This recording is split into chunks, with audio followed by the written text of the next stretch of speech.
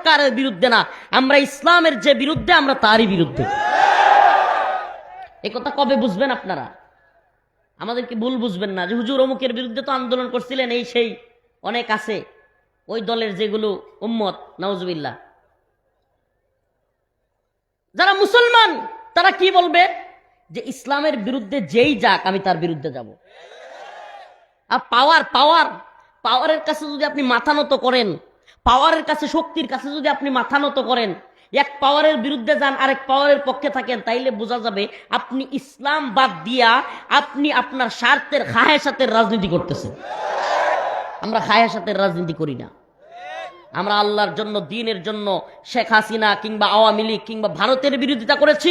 আল্লাহর জন্য, দ্বীনের জন্য প্রয়োজনে এই সরকার ডক্টর মোহাম্মদ ইউনূস কিংবা আমেরিকার বিরুদ্ধে দাঁড়াবো। আমরা যখন এই বিগত সরকার ভারতের গোলামি করেছে যেমন বিরুদ্ধাচরণ করেছি, এই বর্তমান সরকার শেখ হাসিনার ফাঁসির রায়ের আড়ালে আমাদের চট্টগ্রামের বন্দর আমেরিকানদের হাতে তুলে দিয়েছে, এটারও বিরোধিতা করছি।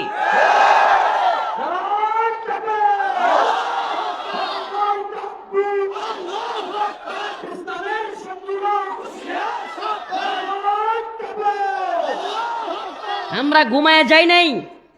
ইস্ট ইন্ডিয়া কোম্পানির কাছে ভারত সরকার ইস্ট ইন্ডিয়া কোম্পানির কাছে ব্যবসা করবার জন্য, কি করবার জন্য? ব্যবসা করবার জন্য জমি দিছিল, জমি কিংবা থাকার জায়গা দিছিল ব্যবসা করবার জন্য। ইস্ট ইন্ডিয়া কোম্পানি শুধু ব্যবসা করে নাই, ব্যবসার নিরাপত্তার নাম দিয়া বাহিনী আইনা এক পর্যায়ে ইংরেজরা পুরা ভারতবর্ষ 200 বছর শাসন করছে।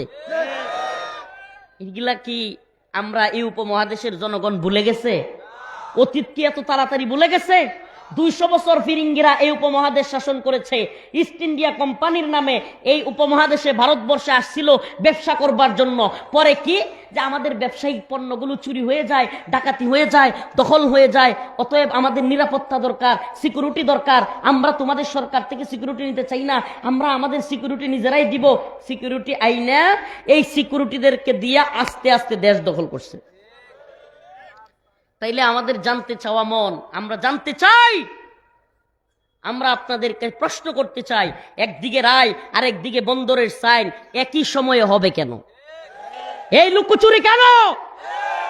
যদি বলেন এই অভ্যুত্থান, এই বিপ্লবের সরকার, আপনারা এই বিপ্লব করে সাধারণ জনগণ আপনাদেরকে বসাইছে, আপনারা এই ভোটের কথা বলেন, ওই ভোটের কথা বলেন, জাতীয় নির্বাচনের কথা বলেন, গণভোটের কথা বলেন, তাইলে এই বন্দরগুলো বিদেশিদের হাতে যাক, এটা জনগণ চায় কি চায় না, এটা নিয়ে গণভোট করছিলেন?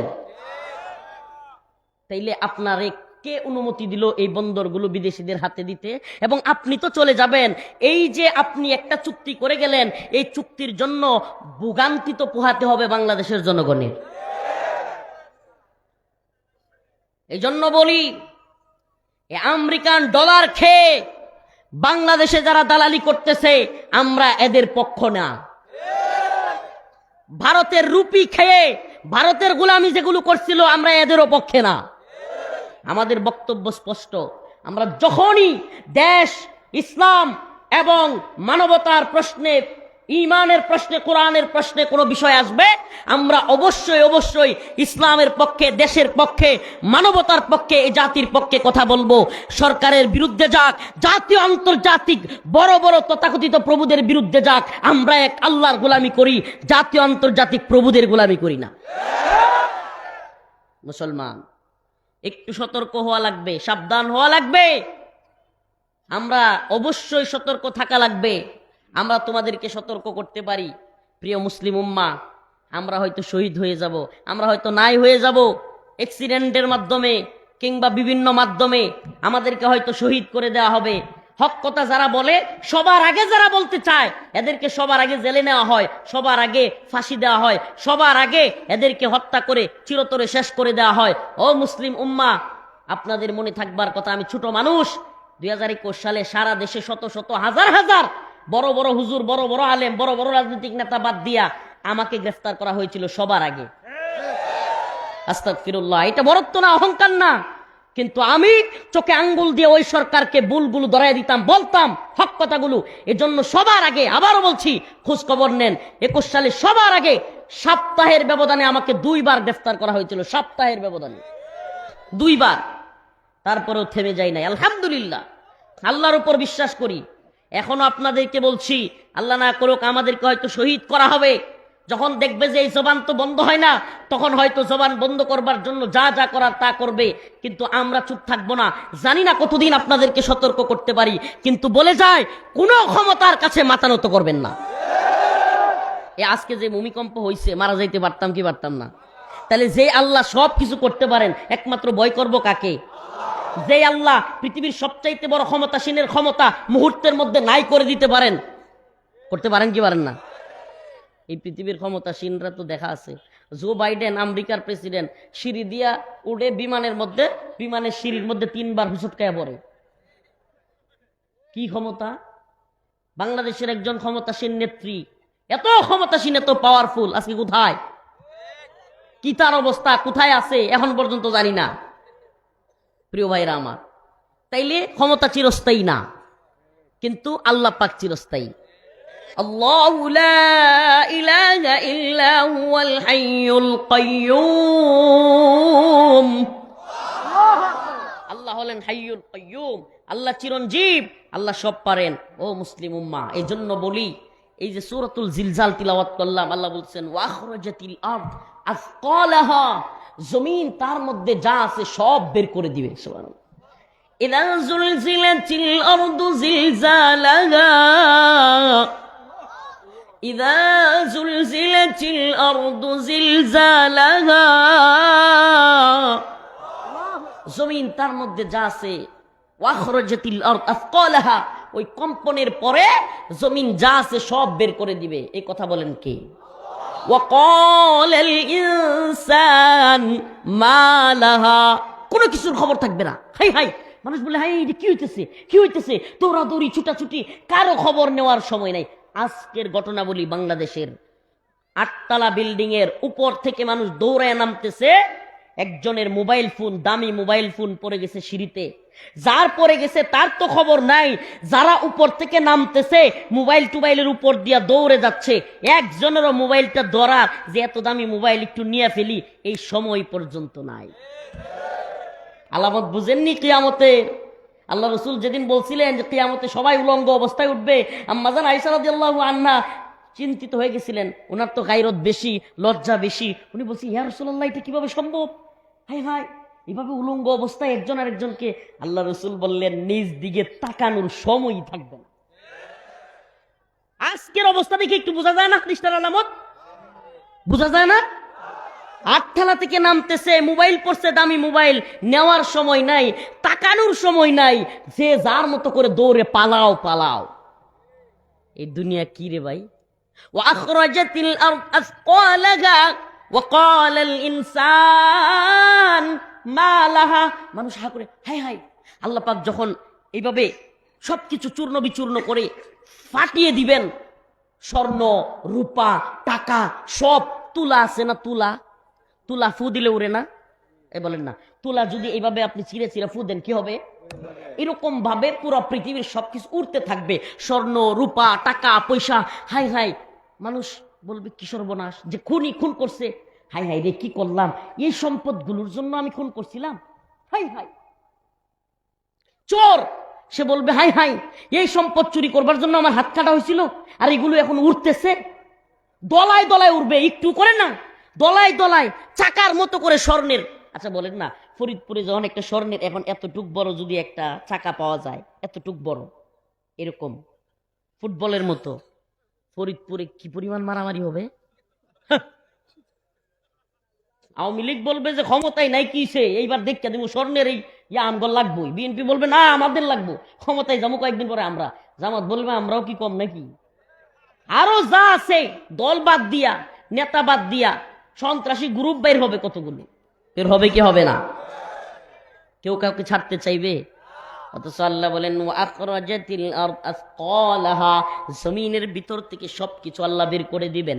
সমস্ত সম্পদ বের হয়ে যাবে, স্বর্ণ বের হয়ে যাবে, রূপা বের হয়ে যাবে, টাকা পয়সা সোনা গহনা সব উঠতে থাকবে, মানুষ তাকায় থাকবে আর বলবে ওয়াকালাল ইনসান মা লাহা, হায় হায় এগুলোর কি হয়ে গেল।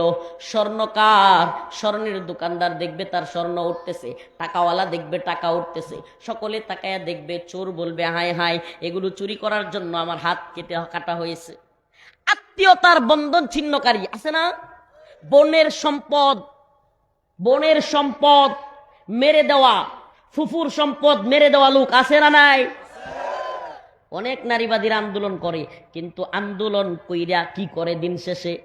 এই নারীরা কয় যে নারী পুরুষ সমান অধিকার। আরে কিসের সমান অধিকার? নারীদের যেই অধিকারটা আছে অর্ধেক সম্পত্তির কোরআন দিয়েছে, ইউসিকুমুল্লাহু ফি আওলাদিকুম লিযাকারি মিসলু হাযযিল উনসায়াইন, এটাই তো আমাদের সমাজ পালন করে না। তাইলে এই অধিকারটা যে পালন করে না, এই জন্য নারীবাদীদেরকে কথা বলতে দেখছেন?